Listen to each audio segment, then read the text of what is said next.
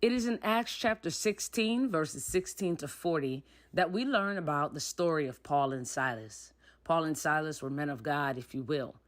And there was this lady who had a spirit, and she was telling of the future, and Paul casted out this demon from her. Now, the problem is, she was making money for her masters because she was going around fortune telling the future, whatever the case may be. Now, whenever somebody messes with someone else's money, there's always going to be trouble.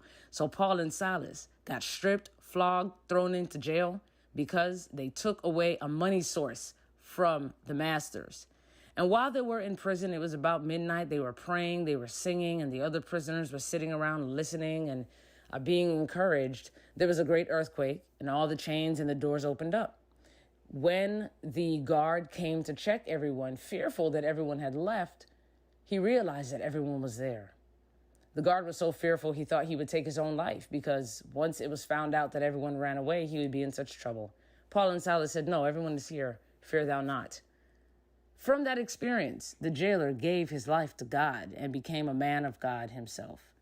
My friends, in the rough moments and the worst moments of our lives, can people see God still in us? Can people still find discipline in us that speaks to our relationship with God? Do we still represent God in the really rough moments of our lives when other people are looking, even in our pain, even in the sadness in our face, even in the tears that fall from our eyes, even in the way we might not be able to eat properly because of grief, no matter what it may be, even through those moments, can people still look at us and say, you held on to God, you prayed, you sang, you still stuck with God?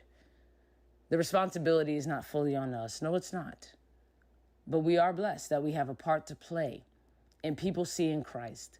Christ can't just be seen in these glorious moments when promotions happen, when we fall in love and we have our sweetheart. It can't just be moments where we buy a house and get a car and everything's great. But we're believers. We represent God in all situations, the rough ones and the good ones. So I encourage you, practice praying, practice singing, practice having your soul lifted up in joy, in celebration, in worship, in hope. Somebody needs that worship. Somebody needs that hope.